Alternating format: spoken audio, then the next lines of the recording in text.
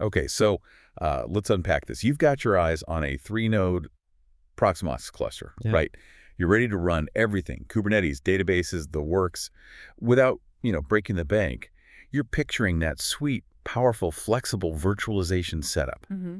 But then you hit the storage dilemma, Ceph or Linstor, and there are whispers out there, aren't there? Oh, yeah. About Ceph maybe not quite hitting its stride in these smaller setups. Mhm. Some folks suggesting you need 5 nodes, maybe more, for it to really shine. Exactly. We're here today to cut through all that noise and help you pick your storage champion. And it's fascinating, isn't it, how often these dilemmas pop up when you're trying to optimize things. This deep dive, it's not just about picking product A or product B. It's really about understanding the core trade-offs, what actually matters for your specific needs, especially when you're working with a compact but still really powerful 3-node cluster. Yeah, getting past the rumors. Right, and into the real-world experiences, that's what defines true performance, not just the spec sheets. So why is a 3-node cluster such a magnet for homelabbers?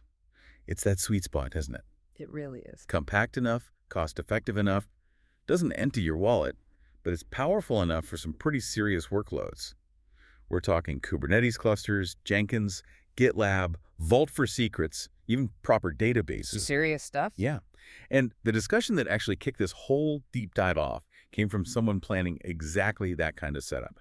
3 nodes, 10 gigabit NICs, 1 to 2 terabyte enterprise NVMe drives for non-critical data. Nice setup. But they were hearing those Ceph is slow rumors, wondering if Linstor, or maybe even something like Starwind via SAN, might be a better fit. And this is exactly where digging into what the community is saying becomes so valuable. It's not just theory, it's about what people are actually doing in their labs, the problems they hit, the breakthroughs they find. It paints a much more vivid picture. Okay, perfect foundation. Let's dive into contender number 1 then, the open-source giant, Ceph.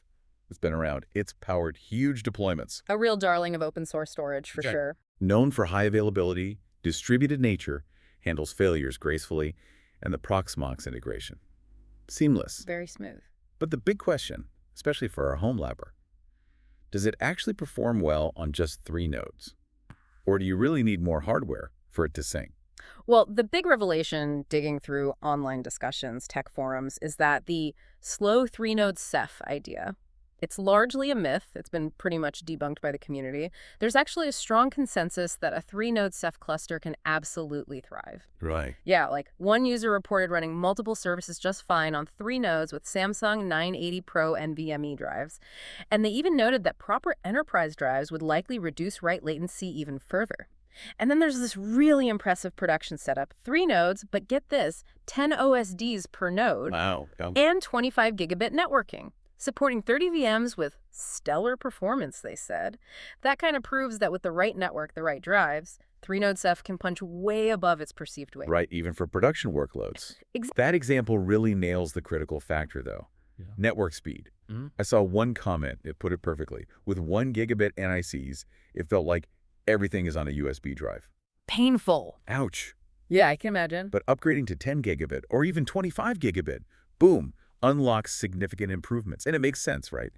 Ceph's default is triple write redundancy. Great for reliability. Fantastic for reliability, but it just eats network bandwidth. Right. So while, yeah, a 3-node setup with 10 gigabit and NVMe might hit, say, 350 megabytes per second reads. Which is respectable. It's respectable, but it's nowhere near saturating what those enterprise NVMe drives could do, like 8 gigs a second potential. No, absolutely not. But what's fascinating, too, is Ceph's strength in its hyper-converged architecture, storage and compute on the same nodes. Simplifies things a lot in a home lab. Totally, especially with Proxmox. Yeah. And users found this key setting, herbdred from repl policy localize, that can significantly boost read performance because it tells Ceph, hey, try to read from the local disk first. Okay, smart. So for read-heavy stuff, media servers, maybe some lightweight VMs, Ceph can actually feel surprisingly snappy even on modest hardware, thanks to that local read preference. So Ceph sounds incredibly robust, built tough, built for the long haul. But what's the Achilles heel? Especially for a smaller 3-node setup, where might you hit a performance snag? The main challenge really does seem to be write latency, particularly if you're trying to get by with consumer SSDs that don't have power loss protection, PLP. Right, that PLP capacitor thing. Exactly. Without it, performance can really suffer because Ceph, To guarantee data integrity, defaults to synchronous writes. Things have to land safely before it acknowledges, and that just bogs things down on drives without PLP. So enterprise SSDs are pretty much a must then, Yeah. like Dell, Kioxia. Highly recommended, yeah. There was even this cautionary tale online, someone using consumer Samsung 870 EVOs. Oh, no. Yeah, they got eaten up in a 3-node Ceph setup. It just underscores how much you need that enterprise-grade endurance and reliability, especially with Ceph's write demands. That scalability point you touched on earlier, too, it's huge for future-proofing, isn't it? Absolutely. You can start with 3 nodes, but the system is fundamentally built to grow with you. Just add more nodes, more disks later. No big overhaul needed. Right. Okay, we've covered Ceph's strengths. This is surprising performance on 3 nodes if you feed it right. But what if your main goal isn't just rock-solid reliability, but maybe raw speed? Well, that's where Linstor enters the room. The agile challenger. Exactly. We pivot from the established heavyweight to this contender that's really making waves, especially in the Homelab community. Linstor. It's built on DRBD, distributed replicated block device. It's also open source, focuses specifically on block storage replication. But the key difference, its default behavior is often to read directly from local disks. To maximize performance, right. Yeah. Avoiding the network for reads. Precisely. And it sounds like a speed demon from what people are saying online. The verdict seems to be Linstor often has a big edge in read-heavy situations. It really can be incredibly fast. Discussions online definitely highlight that edge. One user, 3-node Linstor cluster, 40 gigabit networking. 40 gig, okay? Reported a significant improvement over Ceph on the same hardware. Even when they were stress testing, like pulling nodes during big file transfers, another person hit read speeds up to 3 gigabytes per second with 25 gigabit networking and 2 TB NVMe drives. Whoa. The limitation there was actually network writes, around 115 megabytes per second in a 2.1 replication setup. But yeah, that default behavior, serving reads locally, it bypasses network bottlenecks for reads, total game changer if your apps are mostly reading data. Right. And the flexibility in a replication is neat too. You can do 2.1, so data's on 2 out of 3 nodes. Gives you what, about 4 TB usable from 3 2 TB drives? Roughly, yeah. Depends on metadata overhead, but basically 2/3 usable. Or you go 1.1, data on all nodes, maximize read performance even more. But writes are still network bound. People noted that. Still, for databases or VMs with moderate writes, that local read speed sounds amazing. So, Linstor sounds incredible, fast, flexible.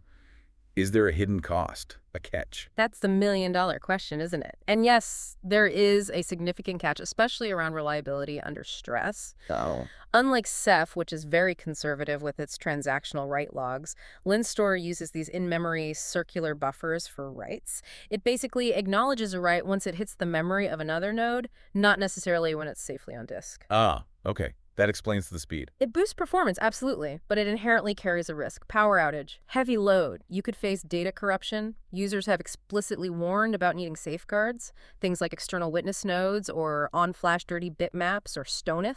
Shoot the other node in the head. Love that acronym. It's memorable.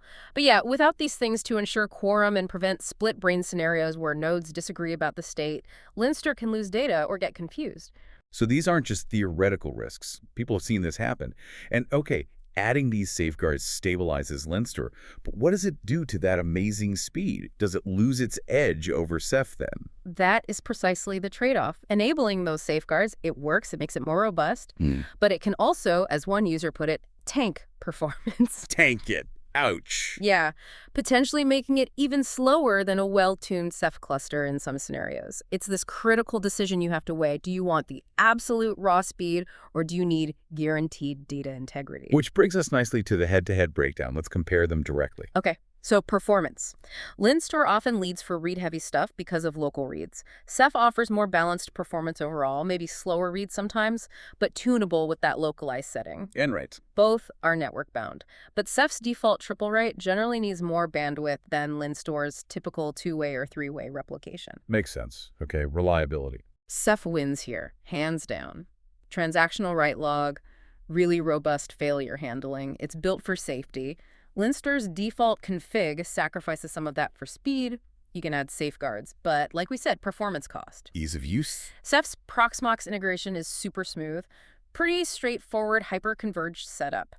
Linstor needs more config, especially for the reliability features, though its basic replication model can feel simpler if you understand DRBD. Right, less moving parts initially, maybe. Maybe. And then scalability. Ceph's the clear winner there, right? Designed to scale out. Add nodes, add OSDs, performance generally scales.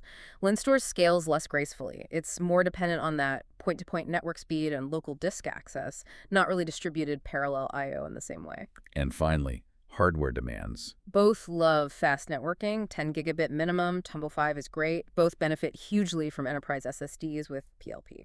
But Ceph is maybe more sensitive to drive quality. Seems that way, yeah, especially for writes. Linstor's local reads might mask some hardware limits on the read side, but writes still need good drives and network. That's a really clear comparison. And the real-world stories totally back this up. For Ceph, people consistently say minimum 10 gigabit. Mellanox X4 cards came up a lot. Yeah, solid cards. And that story about the person with B-Link mini PCs and only dual 2.5 gigabit NICs, frequent Ceph latency alerts, just hammers home the need for 10 gigabit. Absolutely underscores it. But then you get creativity. Someone used Thunderbolt ports to create a 25 gigabit ring network. Whoa! And got freight train performance from Ceph. Huh. Shows what's possible. That's awesome. And on the Linstor side, yeah, praise for the raw speed, especially with 25 gigabit and fast CPUs, people saturating NICs easily, but also those strong cautions about reliability, fragile under power loss or network hiccups, without careful planning and enabling those safeguards, which again impacts speed. Were there any other alternatives mentioned much? Starwind VisaSign came up. Some liked its open source SPDK-based code, which can be really fast by bypassing the kernel for storage access. But others raised concerns about, market share, maybe support availability compared to Ceph. Okay, so we've got the performance, the reliability numbers, the real-world feel. Let's zoom out a bit. What's the bigger picture here? Where do Ceph and Linstor really fit? Well, connecting it all, Ceph's maturity is a big factor. It's used heavily in enterprise. Red Hat, Canonical, SUSE, they all support it. That means vast documentation, huge community, a battle-tested Proxmox integration. It feels like a safer bet for stability long-term. Less risk, maybe? Generally, yeah. Linstor is newer, less proven in the wild compared to Ceph. DRBD itself has a history, sometimes seen as complex, lots of knobs to turn, which can trip up beginners. But it is backed by Linbit, used in projects like XCPNG's ExoStore, so it's definitely gaining serious traction. It's evolving. So bringing it back to the listener, choosing wisely for your home lab really comes down to workload, doesn't it? Absolutely. What are you actually running? If it's mostly read-heavy, media servers, lightweight VMs, Linstor speed could be that instant win you want. Could be, yeah. But for databases, mixed workloads, or if you know you want to scale bigger later, Ceph's reliability and scalability probably make it the more future-proof triumph. That makes sense. And budget plays a role, too. If you want to avoid the complexity or potential performance hit of Linstor's reliability tweaks, Ceph might be simpler overall, even if the initial hardware demand feels higher. But if you have that fast network, 25 gigabit or more, then Linstor's potential speed might just be absolutely exhilarating. Yeah. Worth the extra effort, perhaps. Okay, let's recap this deep dive. Choosing between Ceph and Linstor for your 3-node Proxmox cluster. It's a fascinating choice with real trade-offs. Ceph offers that robust, scalable solution. Great if you prioritize reliability and future growth. Solid foundation. Linstor. Blazing read speeds, tempting for performance in smaller setups if you're prepared to manage those reliability quirks. Speed demon with caveats. And crucially, both can succeed, but they demand the right hardware. We keep saying it. 10 gigabit NICs minimum, enterprise SSDs with PLP, careful tuning, no cutting corners there. No, you really can't skimp on the foundation. Ultimately, the decision really hinges entirely on your priorities. Crave the security of something battle-tested, super scalable. Ceph's probably your ticket to Homelab victory. Yeah. Chasing the thrill of raw speed, and you're okay managing the risks, maybe doing extra config. Linstor might just unlock that ultimate storage experience you're looking for. So what does this all boil down to for you listening right now? We've unpacked the community wisdom, the tech details, the sometimes surprising realities of both Ceph and Linstor.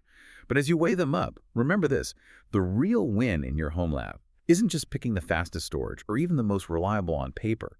It's about designing a system where your storage enables your next big idea, where it lets you push boundaries in your own compact, powerful cluster, Which choice will truly accelerate your innovation? And that raises such an important question, doesn't it? Beyond the benchmarks, beyond the specs, how does your storage choice actually empower you? Does it let you explore new virtualization projects easily? Does it let you fail fast, iterate quickly? Because it's not just about keeping your data safe or getting fast speeds, it's about building that foundation for continuous learning and experimentation in your own lab. What enables that best for you?